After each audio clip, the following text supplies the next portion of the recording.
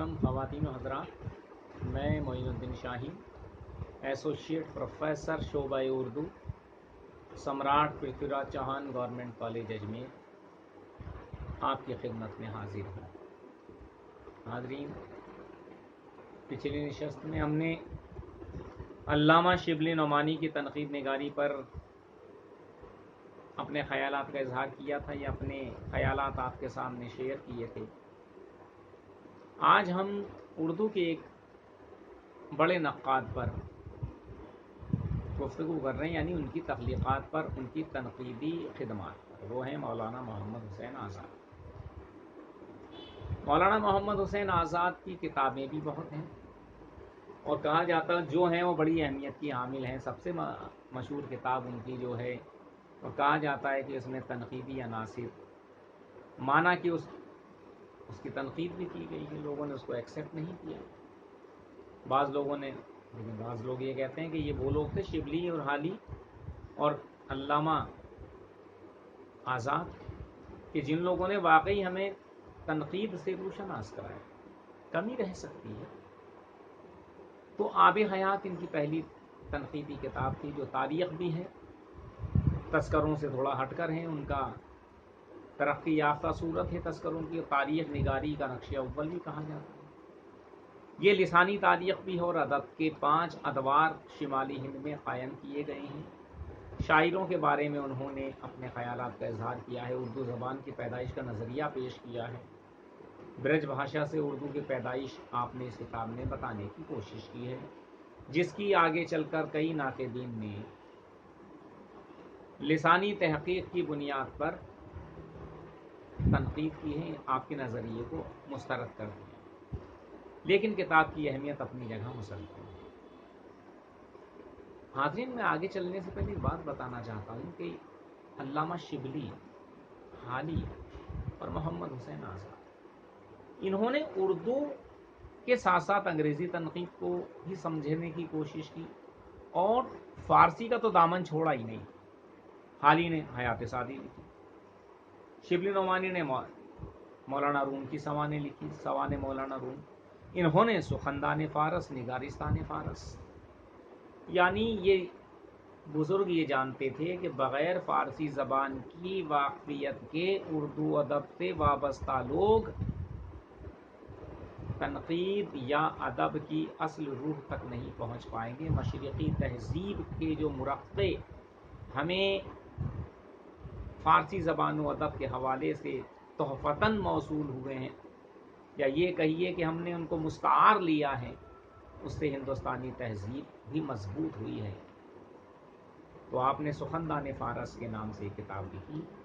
یہ بھی لسانی کتاب ہے، کچھ شاعروں کے حالات زندگی بھی ہیں، ان کی تنقید لکھی گئی ہے، ان کے کلام کی۔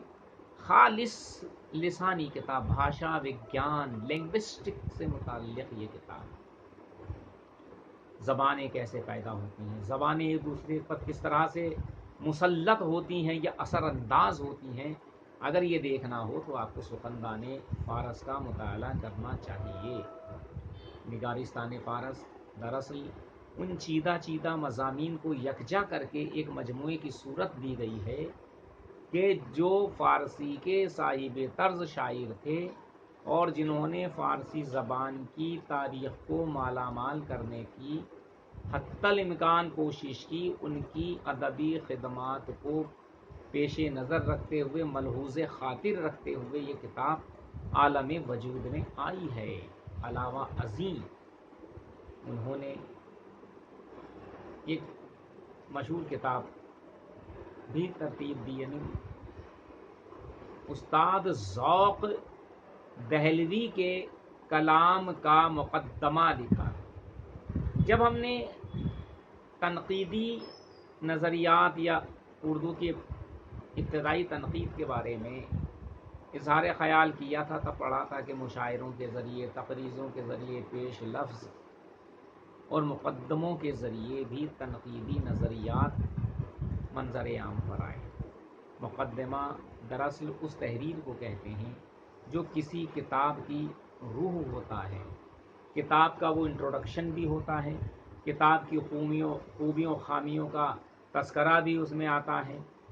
لہٰذا ذوق نے جو کچھ اپنی شاعری میں اپنی صلاحیتوں کے جوہر دکھائے اور ان کے کلام کی جو نمائندہ خصوصیات ہیں، معاصرین سے ان کے کلام کو یا ان کی شخصیت کو کس طرح سے ہم ممتاز ثابت کر سکتے ہیں، یہ سب حالی نے یہ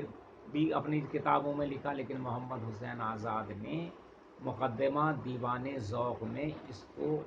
بڑے مفصل اور مدلل انداز میں لکھا۔ علامہ عظیم انہوں نے سفرنامہ ایران لکھا، ایران گئے، دیکھا وہاں کی تہذیب، وہاں کے تمدن، وہاں کا رکھ رکھاؤ، دیکھنے کے بعد جو کچھ اثرات ان کے دل و دماغ پر مرتسم ہوئے ان کا انہوں نے جائزہ لیا۔ اس کے علاوہ یعنی یہ سفرنامہ بھی ایک رجحان ہے، بعض حضرات اس کو صنف کہتے ہیں، صنف نہیں، یہ رجحان ہے، لیکن سفر ناموں کی ایک اچھی خاصی روایت اردو ادب میں موجود ہے۔ علاوہ اس کے تاریخ نوعیت کی کتاب دربار اکبری، ابو الفضل و فیضی کی جو کتابیں تھیں، آئینہ اکبری جیسی کتاب تھی، اکبر نامہ جیسی کتابیں تھیں، ان کتابوں کو سامنے رکھتے ہوئے انہوں نے دربار اکبری نام کی ایک کتاب لکھی، جس سے بادشاہ اکبر کے زمانے کے ہندوستان کے نظم و نسق کے بارے میں ہمیں بھرپور معلومات فراہم ہوتی ہیں۔ یہ کتاب اپنے موضوع کی اہمیت کو ظاہر کرتی ہے، یہ اپنے موضوع کے اعتبار سے یہ کتاب بہت بڑا کارنامہ کہی جا سکتی ہے۔ کتابیں انہوں نے فارسی کی سامنے رکھی لیکن ان کا ترجمہ نہیں کیا ہے، اس انداز میں ان کتابوں کو پیش کرنے کی کوشش کی ہے کہ وہ طبع زاد معلوم ہو۔ اس کے علاوہ بعض دیگر معاصرین حالی، شبلی اور سر سید جیسے بڑے مصنفین کے طرز پر ہی آپ نے مضامین و مقالات لکھے، اپنے عہد کے لوگوں کو اس طرف متوجہ کیا، وہ رسائل و جرائد اخبارات میں مضامین چھپے۔ حالانکہ ان کی ایک کتاب نیرنگ خیال بھی ہے، لیکن وہ ان کی انشائیوں کا مجھے بعض لوگ کہتے ہیں کہ وہاں بھی تنقیدی نظریہ کہیں نہ کہیں کسی نہ کسی مضمون میں ملتا، حالانکہ وہ خالص تنقیدی کتاب نہیں ہے، لیکن جب وہ کسی شخصیت پر یا کسی تخلیق پر اظہار خیال کرتے ہیں تو ناقدانہ انداز وہاں بھی جلوہ گر دکھائی دیتا ہے۔ ہم کہہ سکتے ہیں کہ محمد حسین آزاد نے اپنے معاصرین حالی، شبلی اور سر سید کی طرح ہی اردو ادب کی جو خدمات انجام دی ہیں ان کے پیش نظر انہیں ادب کی تاریخ میں ہمیشہ قدر و منزلت حاصل رہے گی۔ آج کا یہ موضوع یہیں ختم ہوتا ہے ناظرین، ہم اگلے موضوع کو لے کر پھر آپ کی خدمت میں حاضر ہوں گے، تب تک کے لیے خدا حافظ۔